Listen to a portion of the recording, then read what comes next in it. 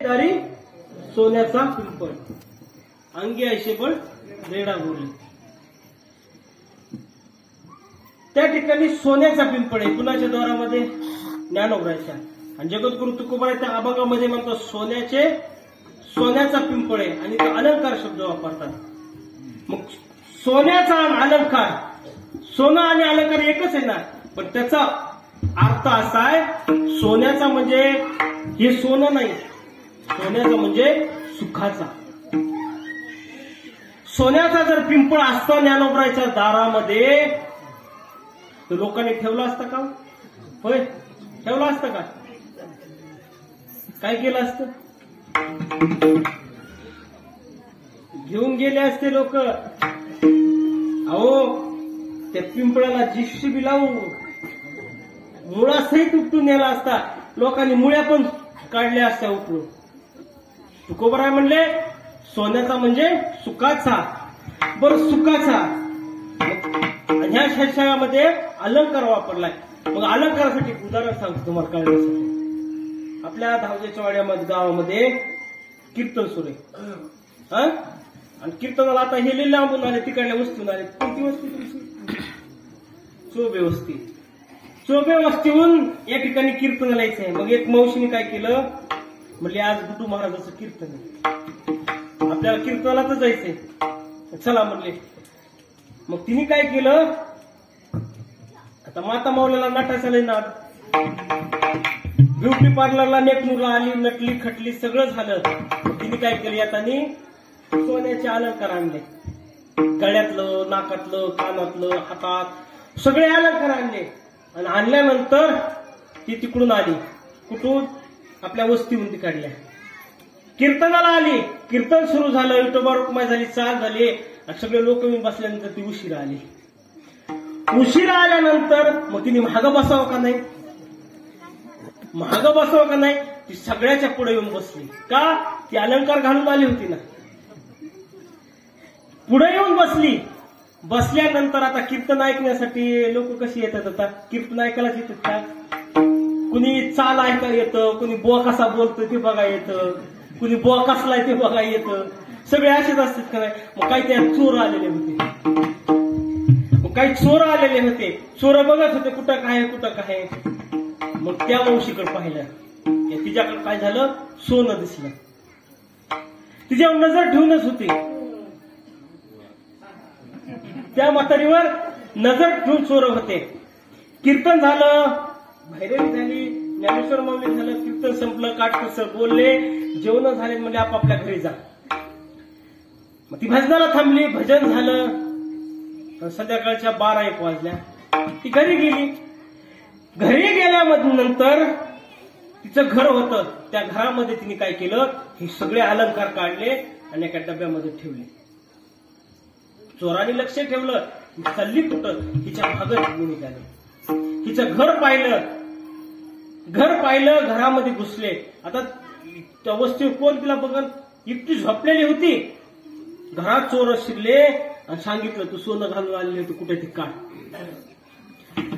म्हणल्यानंतर ती म्हणली मी नसते सांगितलं, एक ठोका टाकला. सांग म्हणले कुठे ठेवलं, सांग. तिने माराच्या भ्याव तिने सांगितलं त्या डब्यामध्ये ठेवलंय. ती लवकर सांगायला मग चोराने हल्ली ती म्हातारी. मग त्या डब्यामधलं सोनं काढलं आणि ते चोर निघाले. चोर निघाल्यानंतर ह्या म्हातारीने गप बसावं का नाही? जा म्हणली मुडद्या, हे तर सगळं डुप्लिकेटच आहे. अहो, अशी हल्ली म्हातारीने गप बसावं का नाही? म्हातारी म्हणली माझा नवरा दारू पिऊन आला ना, ह्याच्यापेक्षा जास्त हाणतो.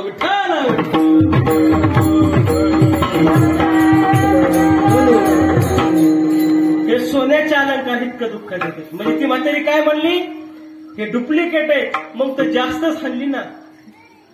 म्हणजे सोन्याचे अलंकार जिवंतपणे आपल्याला त्रास देतात, पण सुखाचे अलंकार त्रास देत नाहीत. म्हणून ज्ञानोबराय तुकोबराय म्हणले सर्व सुखलेलो सर्व अलंकार आनंद निर्भय डुल्ल ठरतो. आम्ही त्या आनंदामध्ये त्या सुखामध्ये डुलतो. महाराज काही उदाहरण आहे का? आहे ना.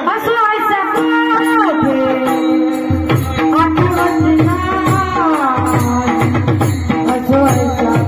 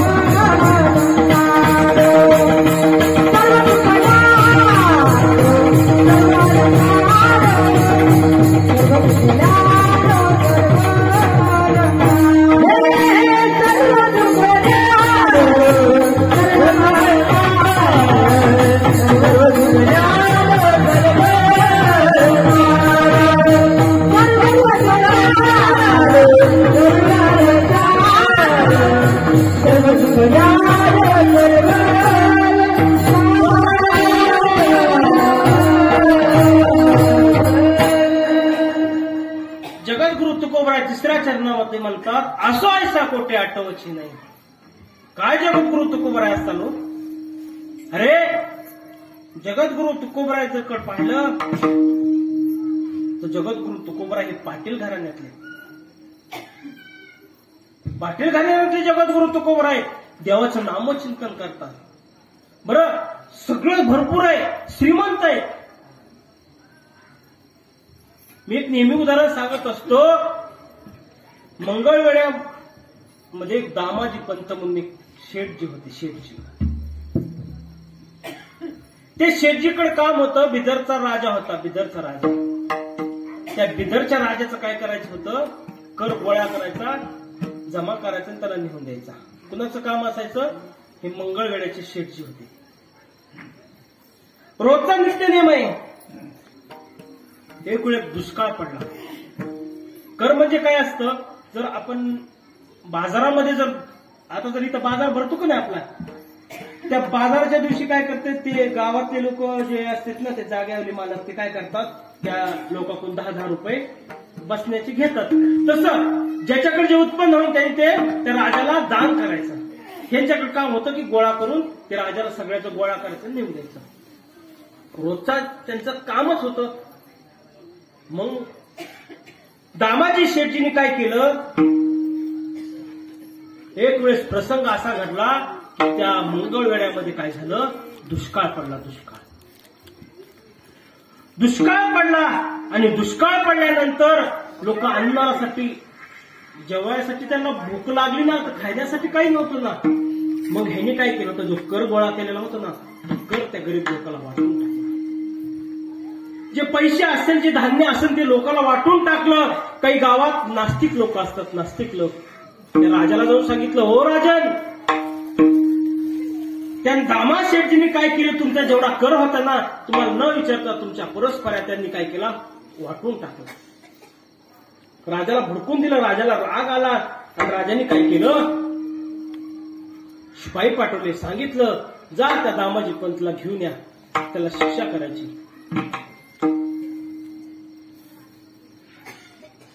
ते मंगळवेढ्यामध्ये आले. दामाजी पंत देवाची भक्ती करत होते. त्या भगवान परमात्म्याला काळजी होते. भगवान परमात्म्याला काळजी. भगवान परमात्म्याने काय केलं, दामाजी शेठजीच्या नौकराचं रूप धारण केलं आणि त्या बिदरच्या राजा पुढे गेले. ओ राजन, मी मंगळवेढ्याहून आलो, दामाजी पंतचा नौकर आहे. अरे, जगाचा पालन, हा जगाचा पालन पोषण करणारा भगवान परमात्मा दामाजी पंताचा कोण झाला, नौकर झाला. सांगितलं, राजन, हे दामाजी पंतांनी काय केलेलं आहे, हे तुमचा कर दिलेला आहे, पैसे दिलेले आहेत. एक पिशवी होती, त्या पिशवीमध्ये मोहरा होत्या आणि त्यांनी काय केलं, आपल्या कमराला खवल्या होत्या. भगवान परमात्मा होते. दामाजी पंताचा नौकर होऊन गेले. सांगितलं, दाखव. कमराची पिशवी काढली आणि खाली ओतली. अहो, जशा जशा मोहरा खाली पडायला लागल्या तशा तशा त्या मोहरा त्या राजाच्या पुढं ढिगारा असा असला आणि तो निघाला. कोण, भगवान परमात्मा, त्या दामाजी पंताचा नौकर. जात असताना त्या भगवान परमात्म्याने फक्त त्या राजाकडे बघून हसला. भगवान परमात्मा निघून गेला. काय राजाला त्या मोह निर्माण झाला. भगवान परमात्माने ते हसले तर तो राजा वेडा झाला, वेडा. अरे, ओ दामाजी का नौकर आया था, वो कहा गया, ढूंढो उसको ढूंढो. सगळ्याला बातमी केली, त्याला सांगा म्हणले, कुठं गेला, हुडका त्याला. सगळे शिपाई पळतात पाहण्यासाठी. तो भगवान परमात्मा होता, चतुरातो शिरोमणी. भगवान परमात्मा तिथून गुप्त झाले आणि कुठं गेले, आपल्या पंढरपूरला. कमरेवर हात, भगवान परमात्मा पंढरपुरात आहेत. इकडं राजा वेडा झालाय. राजाला ती भगवान परमात्मा पाहावास वाटायला ना. का, भगवान परमात्मा तितका सुंदरच आहे. राजाच कुमार मदनाचा पुतळा, रविशेषका लोपलिया. तितका सुंदर भगवान परमात्मा आहे. तो राजाला वाटायला लागला भगवान परमात्मा पाहायचा आहे. इकडल्या वाटाने पाहतात, तिकडल्या वाटाने आत्ताच्या आत्ता ग्रुप कुठं झाला, सगळं पाहिलं. राजा राजवाड्यामध्ये सापडला नाही. राजा म्हणला, चला मंगळवेढ्याला. मंगळवेळेला राजा राजाचे शिपाई सगळेजण निघाले लागले. इकडे दामाजी पंतला राजा यायला लागलाय, दडपण आलं, खर्च द्यायचंय आपल्याला, आता काय करावा, भीती वाटायला लागली. त्या ठिकाणी बिदरचा राजा आला. आल्यानंतर दामाजी पंतला सांगितलं, ओ दामाजी शेठ, हो, जो तुम्ही नौकर पाठवला होता ना माझ्याकडे, तो नौकर कुठे आहे? दामाजी पंतला आश्चर्य वाटलं. अरे आपण तर इथून हल्लो सकट नाही, आपण एकटेच, आपल्याला नौकर कुठे आहे? नौकर कुठे म्हटल्यानंतर सांगितलं, अरे आपण ज्याची भक्ती करतो त्या भगवान परमात्म्याने आपल्या नौकराचं रूप धारण केलं. चला म्हणले माझा नौकर दाखवतो कुठे. मंगळवेळेवर पुन्हा पंढरपूरला आले आणि पंढरपूरला आल्यानंतर त्या भगवान परमात्म्याची मूर्ती दाखवली. राजाला म्हणले, हा काय होय? नाही म्हणले राजन, हा नाही, तुमचा नौकर कुठे दाखवा. नाही, हाच आहे. कोण म्हणायचे? दामाजी शेट्टी म्हणायचे हाच आहे. राजा म्हणत हा नाही. दामाजी पंतने काय केलं, भगवान परमात्म्याला प्रार्थना केली, ए देवा, अरे तू त्या राजाला जे दर्शन दिलं होतंस ना ते चेहरा एकदा दाखव. भगवान परमात्म्यांनी दामाजी शेट्टीचं ऐकलं आणि ते रूप धारण केलं. राजाने पाहिलं आणि राजा त्या देवाच्या पायावर मस्तक ठेवलं.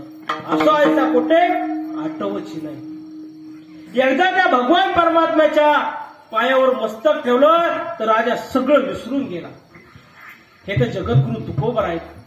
देवाचं नामचिंतन करतात, देवाची भक्ती करतात. जगद्गुरु तुकोबर आहे, सगळं भरपूर आहे, पण सगळं सोडून जगद्गुरु तुकोबर आहे, देवाचं नामचिंतन करतात. एक वेळेचा प्रसंग आहे. जगद्गुरु तुकोबर आहे देवाचं भजनासाठी गावामध्ये कीर्तनासाठी आलेले. भजन चालू आहे, भजन चालू आहे जगद्गुरु तुकोबरायचं. आणि जगद्गुरु तुकोबराच्या घरी चोर आलेले. चोर जगद्गुरु तुकोबराच्या पत्नीने म्हैस आणली होती माहेरावरून. महिला मंडळ माहेराला गेल्यावर काय म्हणत असतात तुम्ही? कुरड्या, पापड्या. तसं जगद्गुरु तुकोबराच्या मालकीने काय आणली होती? म्हैस. म्हैस कशासाठी आणली होती त्याचं कारण होतं, जगद्गुरु तुकोबराय भजनासाठी निघून जायचे, घर परपंच चालवायचा आहे. जर पती जर दारू पेत असल तर पत्नी काय करते? घरात बसून सगळं भागवते का? नाही, ती काय करते? रोजाने कामाला जाते, 10-5 रुपये घेऊन येते आणि घर प्रपंच चालवते. नवरा जरी बेवडा असला तरी पत्नी काय करते? घराचा सांभाळ करते. तसं जगद्गुरु तुकोबराय देवाचं नामस्मरण करतात. आणि जिजाबाई ती म्हैस घेऊन आलेल्या, तिचं दूध काढायचं, काही चक्राला ठेवायचं, काही गावात विकायचं, त्याच्यावर प्रपंच चालवायचा. इकडे जगद्गुरु तुकोबराय भजनासाठी आलेत, इकडे म्हैस चोरून घेऊन गेले चोर. तुकोबराय तिकडे भजन रंगले. आता ज्याचं भजन करतो तो भगवान परमात्माच रक्षा करणार. भगवान परमात्मा त्या तुकोबरायची म्हैस राखण्यासाठी गेले. कसे गेले हो? स्वराचं रूप धारण करून, भूताचं रूप धारण करून गेले. भूताचं रूप धारण केलं आणि त्या चोराच्या मागं लागले. चोरांनी ती म्हैस तुकोबराय पशी आणून दिली. सांगितलं, तुकोबराय आमचं चुकलं, तुमची म्हैस चोरली होती. तुकोबराय म्हणले, भगवान परमात्म्याला तुला माझं भजन आवडत नाही, तू माझी म्हैस राखायला गेला. म्हणजे संसारात तुकोबरायचं चित्त नव्हतं, पण भगवान परमात्मा त्यांचा संसार करून घेत होते. किती संत असतील, सगळ्या संतांचा भगवान परमात्मा संसार करून घेतो. जगद्गुरु तुकोबराय हे देवाचं नामस्मरण करते. असो ऐसा कोठे आठवायची नाही, ध्येयची विधयी भोगू दशा. देवाचं नामचिंतन. संसारावर सगळं पाणीच आहे ना. संसारातलं काय बघितलं तुकोबरायने? अरे जिजाबाई नसत्या तर जगद्गुरु तुकोबराय झाले नसते, आणि जगद्गुरु तुकोबराय झाले नसते आज आपण कीर्तनाला कुणाच्या अभंग घेतले असते? जर पत्नीला शोभा कशामुळे? पतीमुळे. आणि पतीला शोभा पत्नीमुळे जर बैलगाडी असेल त्या बैलगाडी एका चाकावर चालते का दोन्ही गाड्या दोन्ही चाकावर चालते? दोन्ही चाकावर चालते का नाही? तसं जगद्गुरु तुकोबरायचा परमार्थ आणि संसार कुणामुळे टिकला असेल तर ती जिजाबाईमुळं. म्हणून असो ऐसा कोठे आठवायची नाही देहीची देही भोगू दशा. हे सगळं जगद्गुरु तुकोबराय सांगता अभंगाच्या शेवटच्या चरणामध्ये. तुका म्हणे आम्ही झालो अग्निरूप. तुका म्हणे आम्ही झालो अग्निरूप.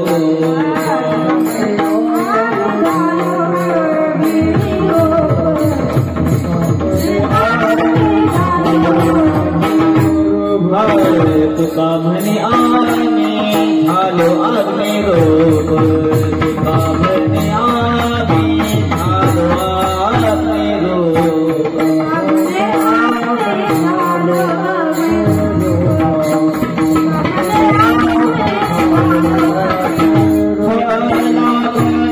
पाप पुण्य पाप पुण्य सर्व सुख